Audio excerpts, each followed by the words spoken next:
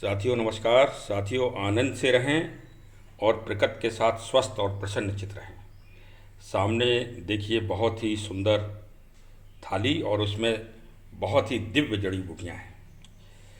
और अभी मैंने 4-5 दिन पहले गिलोय के ऊपर एक बहुत ही प्रेरणात्मक वीडियो बनाया था, जिसे हमारे शुभचिंतकों ने सुना और उसमें मैंने बताया था कि इसका काढ़ा कैसे बनेगा, इसके बारे में भी मैं बताऊंगा। तो काफ़ी फ़ोन मेरे पास आ चुके हैं और इस समय वास्तव में चारों तरफ डेंगू ऐसे घातक बीमारी का जिक्र जहाँ देखिए वहाँ सुनाई पड़ रहा है। तो मैंने सोचा कि सभी को इस दिव्य जड़ी बूटी से अवगत कराया जाए और इसकी जानकारी अच्छे रूप से दे दी जाए। देखिए, सबसे पहले ये गिलोय सामने है। ये गिलोय आपको लेना है। पहली शर्त तो ये होगी कि गिलोय जहाँ से भी लें, बाज़ार से मैं लेने के लिए नहीं कहूँगा कि आप बाज़ार से पे खरीदें गिलोय का, क्योंकि वो गिलोय में की शुद्धता में मैं गारंटी नहीं ले सकता हूँ। आप इसको अपने आसपास के जंगल या खेत खलिहान जहाँ से मिल जाए वहाँ से प्राप्त करें। और शर्त ये होगी, पहली शर्त, जब आप गिलोय को लें तो ये भाव रख लें कि उसको आपको जड़ से नहीं उखाड़ना है। पहली शर्त ये होगी, तब आगे आप हमारी वीडियो को सुनिए, वरना मत सुनिए। और एक बार अगर आप सुन लेंगे तो वास्तव में फिर इसका पालन आप करेंगे ही ज़रूर। इतनी मोटी कम से कम आप गिलोय की डंडी ले लें और इसको आप एक बार लेते आएंगे तो कम से कम 1-2 महीने तक तो ये ताज़ी बनी रहेगी। बस थोड़े से आपको गीले कपड़े से इसको मतलब ढक के रखना है। और अगर ये सूख भी जाती है तो भी इसमें जो दिव्य गुण होते हैं वो मौजूद रहते हैं। ये मैंने आपको पहले भी बताया था, इसीलिए इसको अमृता भी कहा जाता है। अगर ये पूरी तरह सूख जाए, मतलब 6 महीने हो जाएं और ना आप इसमें इसको ज़मीन में गाड़ें, ना आप इसमें पानी दें, फिर भी अगर आप इसको 2 दिन तक पानी में डाल दें और इसके बाद फिर रोपित कर दें तो वहाँ से ही हरी हो जाएगी ये। इसीलिए कहती है, इसीलिए इसका नाम अमृता है संस्कृत में। संस्कृत में जो भी नाम हमारे ऋषियों और मुनियों ने रखे हैं वो गुण के अनुरूप रखे हैं। तो ये न कभी मरती है और जो इसका सेवन करता है न उसे कभी मरने देती है। ये इसी कारण इसको अमृता कहा गया है। चलिए, और अब दूसरी बात जो इसका रासायनिक गुण है। देखिए, पहली बात, दूसरी बात यह है कि मैं कोई वैद्य नहीं हूँ, ना मैं कोई डॉक्टर हूँ।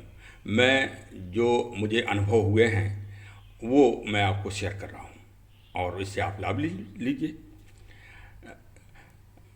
तो सबसे बड़ी बात यह है जो रासायनिक इसकी क्रिया है कि ये जिस रूप में आप इसका उपयोग करेंगे ये आपको उसी रूप में गुण उसके देगी। जैसे अगर नीम के ऊपर चढ़ी है तो ये नीम वाले तत्व आपको देगी। अगर ये आम के ऊपर चढ़ी है तो आम वाले तत्व आपको देगी, आम के पेड़ के ऊपर चढ़ी है। अगर ये बबूल के पेड़ के ऊपर चढ़ी है तो बबूल वाले तत्व देगी। अगर ये फिलास के ऊपर, ढाक के ऊपर चढ़ी है तो वो ढाक वाले आपको तत्व देगी। पीपल के ऊपर चढ़ी है तो पीपल वाले तत्व देगी। ये इसकी बहुत बड़ी गुण शैली है। उसी तरह से जिस रूप में आप इसका काढ़ा बनाएंगे उसी रूप में ये आपको फ़ायदा देगी। तो सबसे पहले डायबिटीज़ वाले नोट कर लें कि इसको गुड़ के साथ भी काढ़ा बनता है और शहद के साथ काढ़ा बनता है। तो गुड़ और शहद दोनों चीज़ें मैंने यहाँ रखी ही नहीं है, क्योंकि भाई डायबिटीज़ वाले पहले अगर शहद और गुड़ से काढ़ा बनाएंगे तो उनको नुकसान करेगा। आप देखिए, इसमें सबसे इम्पॉर्टेंट चीज़ जो होती है, जो आपको काढ़ा बनाने में सबसे पहले उपयोग करना है, एक तो काली मिर्च। आयुर्वेद की कोई भी आप चीज़ का उपयोग करें तो उसमें काली मिर्च ज़रूर डालें, क्योंकि यही सबसे बड़ी एंटीबायोटिक चीज़ है। दूसरा है सेंधा नमक, काला नमक जिसे कहते हैं। ये 2 चीज़ें तो आपको डालना ही डालना है। और गिलोय को आप इस रात में इसको पानी में डाल दें और इतने बड़े बड़े टुकड़े कर लें, आसानी रहेगी आपको। फिर चाहे इमाम दस्ता, गुलदस्ता जो भी कहते हैं उसमें जो है इसको आप डाल दीजिए, या आपके पास मिक्सी है आधुनिक कल्चर में तो आप उसमें डाल दीजिए। और फिर इसको आप देखिए, फिर अगर आपको डेंगू के लिए उपयोग करना है तो आप दालचीनी डालिए। आवश्यक अपनी सुविधा के अनुसार ये डाल दी। ये काली मिर्च डाल दीजिए, काली मिर्च डाल दी। ये लौंग डाल दीजिए, लौंग डाल दी। और अगर ये तो डेंगू के लिए इतना हो गया। अब अगर आपको कैंसर ऐसा लाइलाज है और आपको उसकी रोकथाम करना है, आपका इलाज भी कई जगह चल रहा है, तो भी मैं आपको सलाह दूंगा कि उसके लिए आप इसमें अजवाइन डालिए और हल्दी डालिए, मेथी डालिए और सौंफ डालिए। अजवाइन हो ही गया और साथ में लौंग डाल दीजिए। ये इतनी सारी चीज़ों को मिला के आप कैंसर ऐसे प्रतिरोध के लिए आप अपना काढ़ा रोज़ बनाएं। शर्त ये होगी कि सुबह इसको खाली पेट पीना है। आयुर्वेद की कोई भी चीज़ सुबह प्रातः खाली पेट अगर आप लें तो वो ज़्यादा प्रभावी होती है। और यदि आपको कोई स्किन डिसीज है, और गिलोय को स्किन के लिए बहुत ही उपयोगी है, जैसे एक्जिमा है या अन्य चीज़ें हैं, तो उसमें आप जो है अदरक मिला लें। अब आगे बढ़ें तो आगे यदि आपको कब्ज है शरीर में और पेट आपका खराब रहता है तो गिलोय लें और दालचीनी लें और हल्दी लें और साथ में उसमें गुड़ मिला लें और थोड़ा मेथी डाल लें अगर कब्ज है आप में तो। और यदि आप यूथ हैं, यंग हैं और आप बहुत वर्क करते हैं या आप शारीरिक या मानसिक दोनों में किसी तरह का अगर आप बहुत ज़्यादा करते हैं और आपको डायबिटीज़ नहीं है, तो आप फिर उसमें इन सब चीज़ों के साथ मिला के उसमें शहद मिला लें, तो फिर आपकी इम्यूनिटी और प्रतिरोधात्मक क्षमता का बहुत अच्छा विकास होगा। आजकल मैंने पाया है, बच्चे लोग बताते हैं कि जिम वगैरह में विशेष खाद्य पदार्थ मिलते हैं। मैं उनका विरोध नहीं कर रहा हूँ, लेकिन मैं ये पा रहा हूँ कि वो अनाप शनाप पैसा लूट रहे हैं और कुछ मिश्रित चीज़ें आयुर्वेद की ही मिला के और उनको हाईलाइट कर रहे हैं। मैंने बच्चों को देखा कि बच्चे ले के आते हैं वो, और उसमें वही सब तत्व मिले रहते हैं जो हमारे आयुर्वेद में उपयोग हो रहे हैं, और उन्हीं को वो लोग हाईलाइट करके अनाप शनाप पैसा कमाते हैं। आप देहाती अपने आयुर्वेद के जो सही मूल उससे है, आप उससे जुड़िए और रोज़ प्रातः काढ़ा बनाइए और रोज़ पीजिए, क्योंकि गिलोय में वो सारी चीज़ें हैं, कैल्शियम, प्रोटीन, फास्फोरस इसके पत्तों में पाया जाता है, स्टार्च इसके जो ये डंडी हैं इसमें पाया जाता है। कौन सी ऐसा जो तत्व है गुणशील जो इसमें ना पाया जाता हो। यदि आपको एनीमिया है, पीलिया है, स्किन डिसीज है, गठिया है और खून आपको साफ करना है आपके मुहासे या अन्य कोई स्किन डिसीज हैं, उसमें आप इसका उपयोग करिए। और यदि आपको शहद हमने इम्यूनिटी के लिए बताया, कभी शहद को ले लीजिए, कभी इसमें आंवला और नीम का भी आप मिला सकते हैं, आंवला और नीम का रस। और डायबिटीज़ वाले जो रोगी हैं, पेशेंट हैं हमारे, वो तो जो गिलोय नीम के ऊपर चढ़ी हो सबसे ज़्यादा प्राथमिकता उसको दें। और फिर आप अपना 15 दिन 20 दिन बाद उपयोग करने के बाद फिर इसका टेस्ट भी कराइए। जैसे मेरे 1-2 लोग परिचित लोगों ने इसका उपयोग किया जिस तरह से मैं बता रहा हूँ, और फिर उन्होंने उसका उपयोग मतलब टेस्ट भी कराया, और टेस्ट कराने के बाद उन्होंने बहुत ही पॉजिटिविटी पाई। उस पॉजिटिविटी से मेरा कॉन्फिडेंस बढ़ा, और अब बढ़ने के बाद मैंने कहा कि चलो भाई सबको शेयर कर दी जाए। काला नमक, सेंधा नमक ज़रूर मिलाइए, सब जो भी चीज़ आप बनाएं उसमें काढ़ा में वो उसमें ज़रूर डाल दीजिए। देखिए ये हमारे बिल्कुल छोटा छोटा पीस हो गया है। बस अब इसको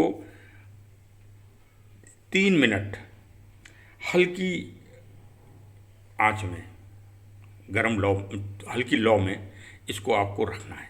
3 मिनट बाद आपका काढ़ा बहुत अच्छा तैयार हो जाएगा और उसको आप दिव्यता के साथ पीजिए। अब गिलोय का मैं जो असली आपको गिलोय कहाँ कब के पैदा हुई ये भी जानना बहुत आवश्यक है, क्योंकि इतिहास तो जानना बहुत ज़रूरी है और बहुत ही कम लोग जानते होंगे। चलिए, दीपावली तो निकल गई, विजयदशमी भी निकल गई। विजयदशमी को रावण का वध भगवान राम जी द्वारा कर दिया गया और विजय प्राप्त हो गई युद्ध में। लेकिन उस युद्ध में बहुत सारे सैनिक घायल हो गए थे, जिनको जिनका हाथ पैर किसी का कट गया था, उनको असहनीय कष्ट हो रहा था। तब सभी भक्तों ने, सभी सैनिकों ने भगवान से प्रार्थना की कि इनके दर्द और इनका कष्ट का निवारण किया जाए। तब भगवान ने मंत्रोच्चारण द्वारा जल और कुछ बीज अभिमंत्रित करके और सुग्रीव जी को दिए कि जाइए इस जल से सभी के ऊपर डाल दीजिए और उनका दर्द दूर हो जाएगा, वो अमृत तुल्य होगा। और वो जब डाला गया तो वहीं पर गिलोय का बाद में जन्म हुआ और गिलोय वहाँ से पैदा हुई। ये भारत के साथ श्रीलंका में भी काफ़ी बड़ी मात्रा में पाई जाती है। भारत में इसको राष्ट्रीय जड़ी बूटी बनाने के लिए अभी विचार चल रहा है। अभी विचार चलता है, जब तक कोई विदेशी इसके गुण को जान के पेटेंट न कराने लगे तब तक हम भारतीय जागृत नहीं हो सकते, हमारी सरकारें नहीं जाग सकती, तब तक वो विचार ही करते रहेंगे। अरे भाई, इससे ज़्यादा जीवटता, इससे ज़्यादा पॉजिटिविटी, यद्यपि कुछ भारत के एलोवेरा वगैरह भी इसको टक्कर देते हैं, ऐसी बात नहीं है, लेकिन उन सारी चीज़ों में, औषधियों में जब मैंने पाया तो गिलोय बहुत ही दिव्य और बहुत ही प्रतिरोधात्मक शक्ति से संपन्न है।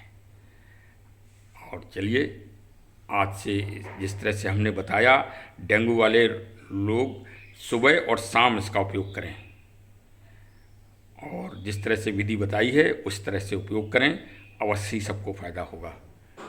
Thank you. हमारे चैनल से जुड़े रहें और नई नई जानकारी प्राप्त करते रहें।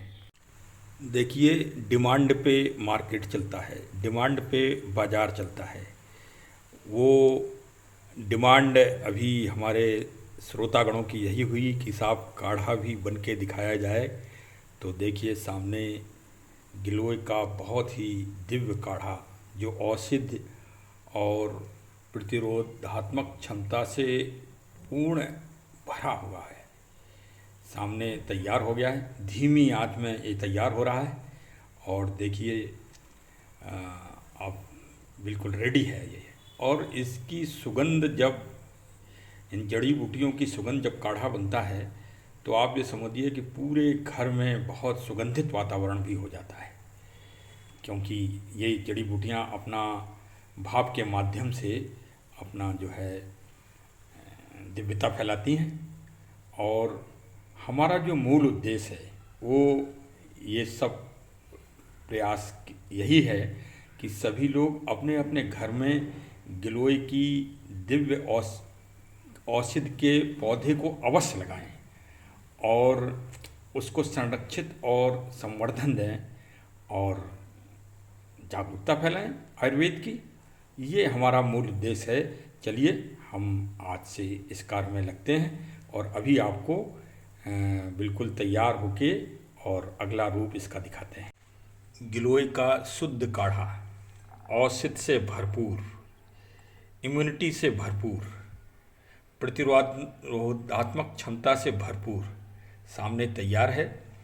और देखिए, ये इसका बिल्कुल बड़ा वाला पार्ट है और ये जो कुछ लोग कम लाइक करते हैं उनके लिए ये थोड़ा सा है, और ये कुछ बच्चे अभी बाहर गए हैं उनके लिए सुरक्षित रख दिया गया है।